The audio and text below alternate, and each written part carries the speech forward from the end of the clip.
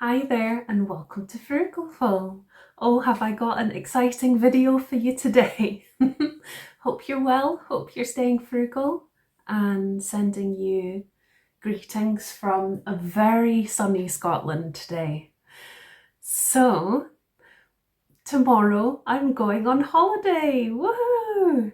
Very excited for this. Of course, it's a frugal and budget holiday, which is what this video is all about, as you guessed from the title. But also, as you probably guessed from the title, this is also a collab video, the first ever collab video that I've done.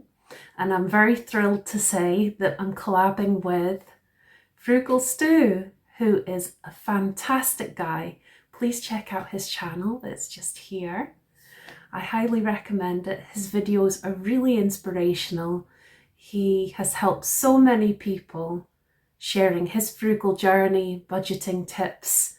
Please check out his channel, you will really enjoy it. He's a great friend and it's an absolute honour to be doing a collab and sharing on this frugal journey with him. So, without further ado, let's have a chat about what is a frugal holiday. Can you have both at the same time? Is this really possible? Well, with a bit of organisation, budgeting, planning, I think yeah, absolutely. You can have a holiday without getting carried away. It is possible to do both. I think just finding wee ideas of how to be a bit savvy and prepared can go a long way. And of course, a lot depends on where you're going for your destination. Of course, if it's on the other side of the world, that's going to cost far more. But even then, there's ways to get discounts on flights, booking in advance. Sometimes there are deals that come up, sometimes there's even last minute deals that come up. But for me, when I go on a holiday, what I do as far as travel and accommodation is I try and book everything as far in advance as possible. I also usually tend to go kind of off-peak months. I do like to go away in June because this is my birthday month, so it's nice to be able to have a wee trip as part of that. So I booked this accommodation and travel as far in advance as possible. So the destination that I'm going to, which is a surprise till we do our next video, which is next week. So stay tuned. Next week we'll have collab number 2 because Stu is also going on holiday this month and I'll let him tell you about where he's going. But since our holidays are about a week apart, we just thought what a perfect opportunity to do a collab together, like a wee 2-part mini-series where we're both chatting about preparing for the holiday and ways to be frugal and budget, and then on the actual holiday itself, how we had our frugal holidays. So please go over and check out Frugal Stu's holiday video next week. It will be absolutely fantastic. Can't wait. Really excited. And happy holidays, Stu. I hope you have a brilliant time. So, depending on your destination, there are ways to keep the costs down. If it's somewhere that's very local, then it may be a short train or bus ride, which could be very budget friendly, and that's fantastic if that's the case. This holiday is by train. It's a little bit further afield than the norm for me, but not too bad. But I was able to book, there's an app and a website in the UK called thetrainline.com, and I think you can book up to 3 months in advance, and the further ahead you book, the more chance it is of getting cheaper train tickets. And you can do kind of split save deals and stuff sometimes as well. And even depending what day of the week you travel, it can make sometimes for these advanced bookings, it can make quite a difference in the price of the tickets. The other thing that's quite strange is sometimes singles end up cheaper than returns. Sometimes doing, like I say, with the split save, but the good thing is this app, it can work that out for you. So It's definitely worth checking that out and just playing about with the dates if you've got a bit of leeway, and maybe that way you can cut back on costs a little bit. Always helps. Accommodation, as I say, I try and do it as far in advance as possible, even 6 months to a year sometimes. I make sure I've booked annual leave in advance accordingly. But this holiday, I think I booked in January, but I didn't have to pay the balance straight away, which meant I could kind of chip away at that a wee bit at a time till it was paid, which was great. And booking in advance made it cheaper. Also, it's through booking.com, so they have a really useful app, and it's very handy for organising your travel. You get like a PIN code for your holiday destination, so you don't have to carry as much paperwork and that kind of thing. But because I've used booking.com for my accommodation for quite a few trips now, over a number of years actually, it got to the point where I got a bit of money knocked off. So I think it was a £5. So I'm going away for 3 nights. Yeah, I'm just counting. Yeah, I'm away 3 nights, and it's a bed and breakfast. So it's more because it's in a really convenient location. You'll see it on the video next week. It looks beautiful. It's not like luxury by any means, but it's like a kind of mid-range. Looks very comfortable B&B, nice homely touch, very convenient location for all the things that I'd like to do. Very accessible, close to public transport links, short distance from the centre, which is what I wanted. In a really picturesque location, and it's got a nice view out of the window, which will be lovely. And also the fact that breakfast is included is a big bonus. So 3 nights, it was £195, so £65 a night. So I thought that was pretty reasonable. And I got a £5 knocked off because of the fact that I've used booking.com multiple times, like I mentioned. So absolutely the accommodation is the most expensive. The transport, I think I paid £60 for the entire return train journey, which sounds like a lot, but it is quite far where I'm going. But it'll be much, much quicker by train than it would be by bus. If I'd booked it by bus, I think it's about £45. So I would have made a saving, but I get a bit travel sick sometimes on a long coach journey. And at the end of the day, it's a holiday. I don't want to be spending half the day stuck in a bus and just feeling a bit and travel sick. I feel like it's worth spending that extra £15 for the comfort. So I'm at £250 for the holiday so far. And Stu and I have decided that we're going to follow the same budget plan for the trip. So each day we have a spending allowance of £30. So we don't have to spend that whole amount.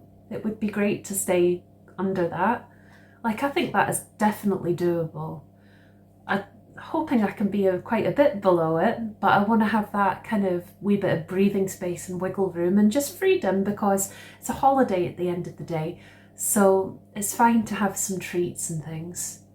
But having up to £30 a day sounds like a great challenge. It sounds reasonable, doable, still possible to have fun on a budget, but be sensible. We do also, so for me, for my trip, because it's 4 days, that comes to 120. But we each also have a £30 emergency buffer, just in case we kind of break the bank a bit and need to sort of tap into that. So my total spending money for the holiday will be 150, bringing the entire holiday cost to £400, which I feel is pretty good. I'm very happy with that. So what's a good way to budget for a frugal holiday? Well, what I do is I have a sinking fund. So each month I put money into a wee holiday sinking fund. At the moment it's £37.50 a month, £37.50 a month. I'd like to put in a wee bit more in the future if possible. At the moment my budget doesn't allow for that, but that £37.50 a month, and then I had some carryover, so that's enabled me to be able to have this trip. Super excited for it. So what about budgeting for food costs? That can be a big drain on a wallet or purse. Well, what I tend to do, I'm going to show you a bit later in this video some things that I'll bring with me for snacks and the lunch on day one. It depends. How much I bring with me will depend on how much space there is in the luggage and how much the luggage weighs. Don't want to end up with a sore back, that's no fun. But the beauty of it is, near the B&B there are budget-friendly supermarkets.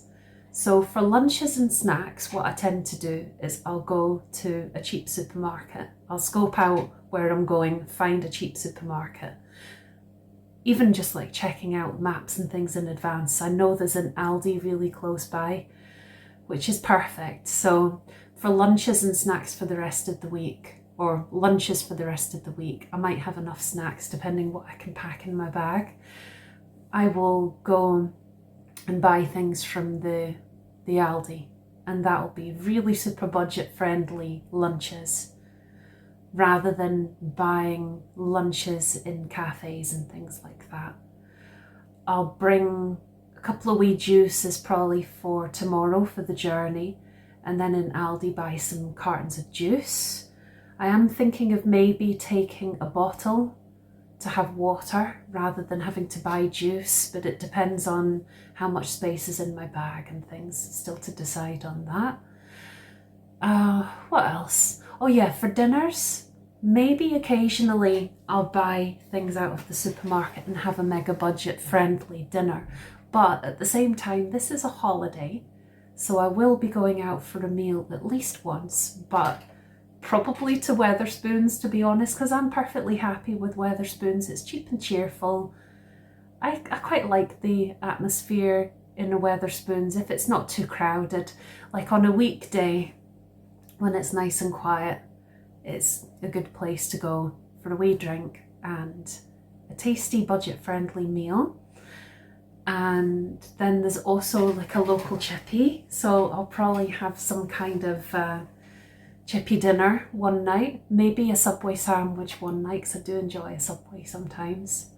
So we'll see, but what I'm saying is that there are options and they don't have to cost a lot. It doesn't have to break the bank and it still feels like a wee treat. Another thing that can be very expensive sometimes on a holiday is activities. So in the evenings, it's good to have kind of budget-friendly options for things to do. So I do know that where I'm going, there can often be live music. Sometimes there's things like open mics. As far as I know, there's karaoke and things. So I am definitely down for that. But I'm not really big on going out every night for entertainment or anything. Like, I'm more of an early bird these days than a night owl. So I'm not really planning to go out every night or anything, but maybe one or two of the nights I'll go check out some of the live music and just chill out and have a drink. Might be a soft drink though, it might not be a beer. Beer really drives up the price. Having something that's a soft drink is way more budget friendly and the music's just as good. So we'll see. I'll see how the budget's going on those days and then decide. But there are definitely options and ways to keep the cost down anyway, which is so good. There's always lots of choice around these things. But one thing that there often isn't much choice around is the weather. So unfortunately, today here the weather is absolutely outstanding, but I had another look at the forecast for this week and yeah, unfortunately, it hasn't really changed much from last week. Basically, 3 of the 4 days is moderate rain all day, 100% chance. 1 of the days is light rain, 100% chance all day. Boom!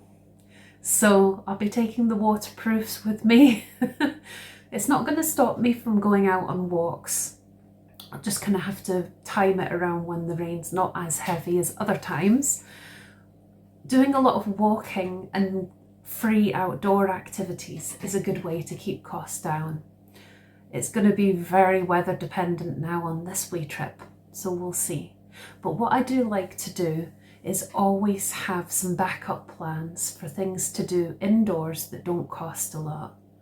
I'm guessing I'll probably have to tap into that list this week.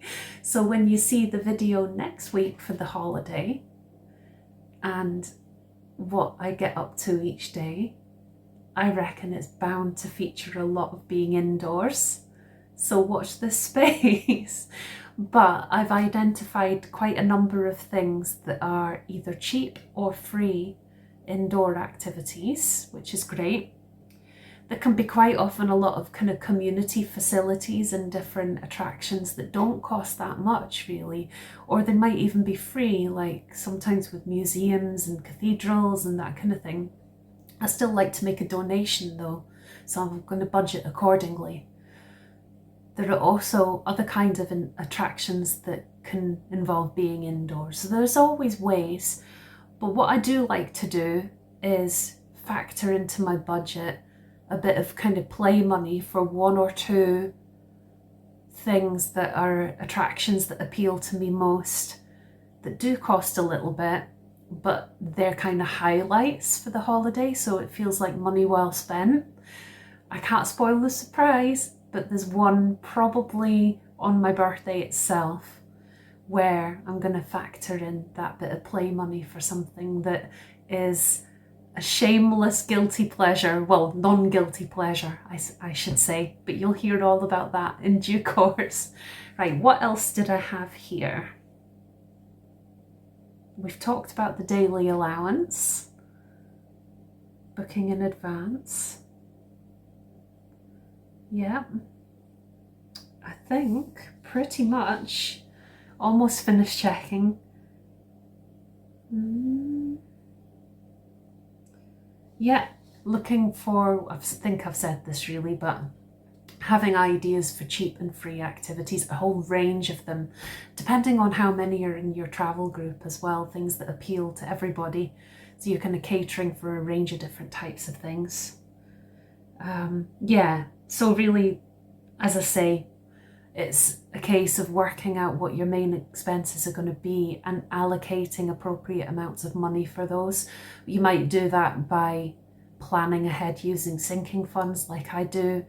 You might have a general fund that you can use and dip into for things like holidays. You might pay on the day for the accommodation and sort of have a lump sum you take on a holiday. There's lots of different approaches, and it's just whatever works for you. It's finding the way that you enjoy the most, just experimenting and a bit of trial and error. So I'd love to hear in the comments some ideas and tips that you have about how to do frugal holidaying, how to do holidaying on a budget. Please share with us, would be fantastic to hear. And by the way, also welcome if it's your first time. And please introduce yourself in the comments. It would be great to hear from you. Oh yeah, also work out how much treats money that you'd like, but we've kind of covered that with the daily allowance. Oh yeah, and one last thing is, what other ways have you got that you could raise funds if your budget's a bit tight, but you really feel like a trip would be amazing, it would do you the world of good, but it's out with the scope of your budget right now? Maybe there are some ways to generate a wee bit of extra cash to put into a pot towards holidays. Like, could you go through your home and do a declutter? Is there a wee side hustle you could do? Could you do a car boot sale or some eBaying or something? Hopefully there could be some way to rustle up a wee bit of extra money on the side. So, Oh, and the other thing I meant to say as well that occurred to me today, because I've begun packing, is another factor that can keep the cost down for a holiday can be travelling as lightly as possible. Because if you've got a lot of luggage, or you end up accumulating loads when you're on holiday, you might have to pay for extra, say you're flying, you might have to pay for extra suitcases. Also, you might have to use storage facilities. So where I'm going, there are some lockers apparently, but it's not very clear how easily they're available. Plus, I think they're £5 to £10 a day. And I'd rather just take less and be able to carry it on my back and not have to fork that out, because I feel it's kind of money down the drain a wee bit. Also, because the weather's going to be wet, I'll probably do quite a lot of indoor things tomorrow anyway. So I'm not going to be needing to carry the pack for long periods of time, but it's still good to travel as light as possible. So I'm going to show you the foodie things, go and finish my packing, and then I'll be back. See you shortly. Another thing that I like to do to keep the food costs down on a budget-friendly holiday, and it depends totally on where the destination is, but where I'm going, which is a surprise, you'll find out when the video comes, is a place that has an Aldi. So going to Lidl or Aldi for the lunches, and sometimes for the dinners if I'm not. It depends on what the budget dinner options are throughout the holiday, because I won't go out every night for a meal when I'm on a frugal holiday, but there can be other budget-friendly dinner options, and it's all very weather dependent too. But if I need an easy budget-friendly dinner, having a Lidl or an Aldi, that gives some good options as well. Even if there aren't cooking facilities, there are some things that you can get that are quite straightforward as a kind of budget-friendly dinner option. But what I've actually done is, and if you can hear the sound, it's this one. Hi, Bella. So what I decided to do was go to Lidl just before the trip, and I'm just planning and preparing what I'm going to bring from this lot. So I'll just move the bottle for a minute. So on my journey there, I'm thinking that I'll have an early lunch while I'm traveling there. So I'm definitely going to bring what I have for lunch on day one. And then I may bring snacks for the rest of the trip that I've bought, as you can see. So definitely for day one, I'll prepare a couple of bagels. I don't know if I'll bring the other bagels. I'll probably just put them in the freezer, but make a couple of bagels up for lunch on day one. A couple of juices for day one. I've got a multi-pack of crisps, yogurt slice, banana, and a kind of chocolatey rice cracker thing. So I was going to get some of those kind of wee Baby Bell cheeses, but they don't do very well if they're kept out of the fridge. So I had second thoughts about that. So that's probably what I'll bring as a lunch for day one. And then I'll probably bring these snacks for the other days, because there's 4 different lunches, so that will give me for the other lunches, apart from on the final day or on one of the days I'll not have these. And then I'll maybe bring the banana.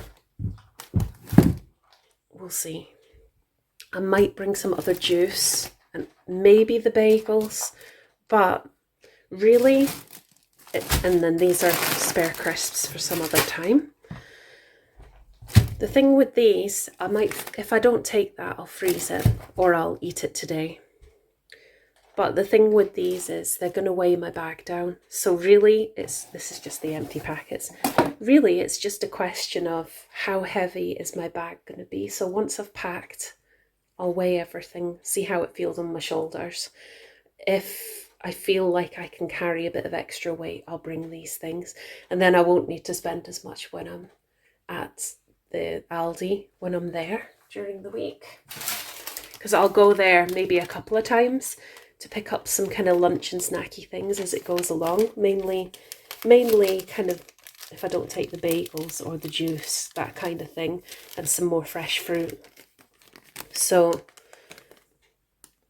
I have highlighted the things that I'm showing you here that are like things that are going to be part of my holiday expenses. So I'll work out how much per day they are.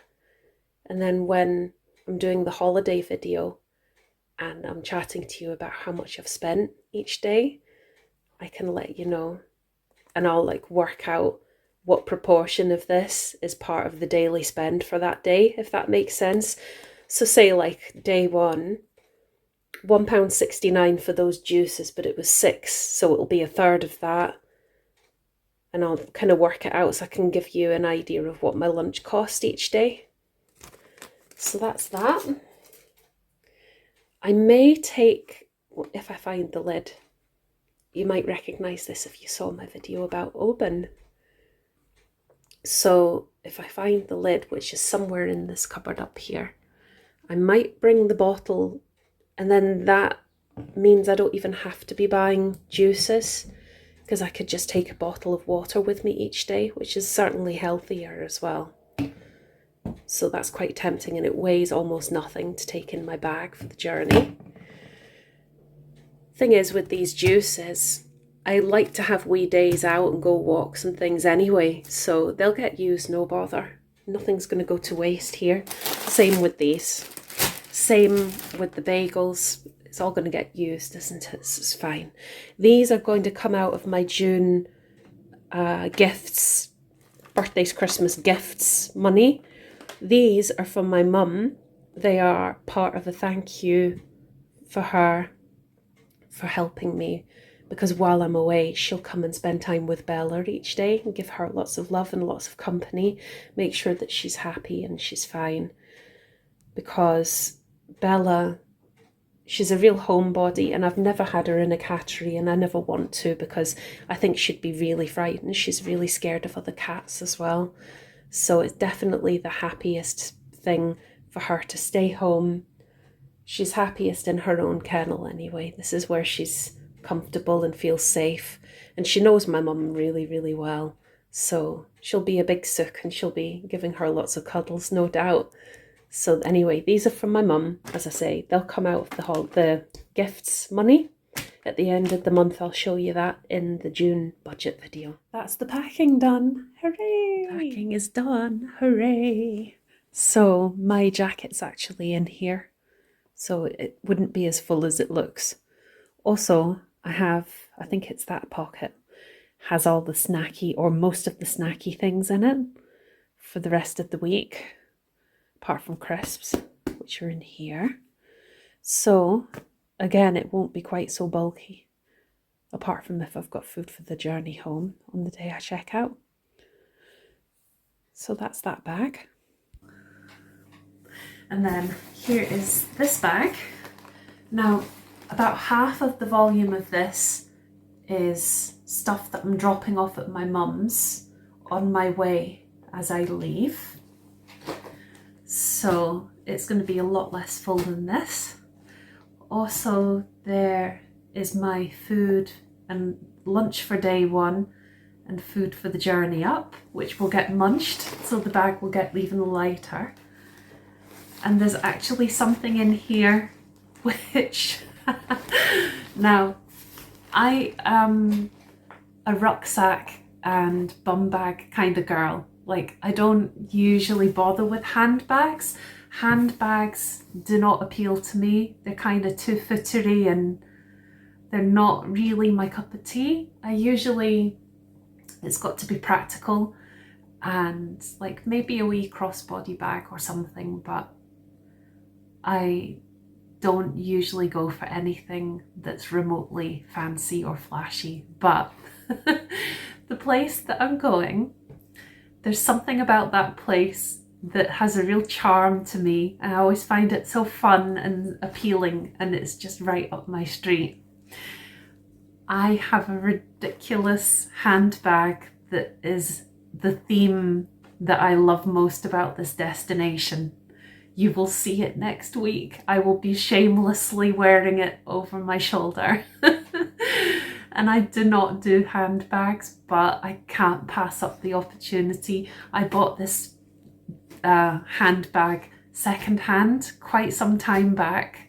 I love it, but it's not very often I have the chance to use it. And it's a bit of a kind of guilty but not really guilty pleasure. Life is too short not to have a bit of fun. That's all I'm going to say. And to be a bit daft. So decided not to bring this. I did find the lid, but it's bulk that I don't want to have to cart around with me. It's so cheap to buy carts of juice and I'll enjoy them a lot more. So no, I'm going to keep this at home. This is more good for an exercise bottle kind of thing. I won't give a, oops, I'm shaking the thing. I won't give away what the book is about, but if you saw my video about May's budget, then you'll have seen me, or heard me say rather, that I'd spend money on 2 books for, I don't know if I've said for the upcoming holiday, but I bought 2 books secondhand with intentions to take both of them with me for the upcoming holiday. I have the thinner one with me, packed, but look at the size without giving away what it's about, because then you'll know where I'm going. Look at the size of this book, it's humongous. Pretty hefty and heavy, so sadly I'll have to leave it at home and read it some other time when I have less reading commitments. I'm going to just take the small one on holiday, so I've got a wee bit of fun reading for while I'm away. There's always plenty of other things to keep entertained with, but that's something else I was going to say is another good budget holiday tip is if you have space to bring a little bit of entertainment with you, it never hurts if you do have a rainy day where you're a little bit stuck and you just want to chill out but have some kind of activity with you to do. So I was going to bring this big book for that purpose, but I never get bored in life. There's always things to do. There's always fun to be had or adventures to be had. So thanks a million for watching today. It's such a delight to be able to share this video, these ideas and tips. Hope they're useful. As I say, please do leave some ideas in the comments below. Would really welcome that. And thanks so much again, Stu, for this collab. You are awesome. Big thumbs up to you. And please go, as I said, and see Stu's channel. Check out his videos, starting with his video about budgeting for a holiday. And I am sure you will thoroughly enjoy his videos. He's a fantastic guy. And if you want, you could say that I sent you.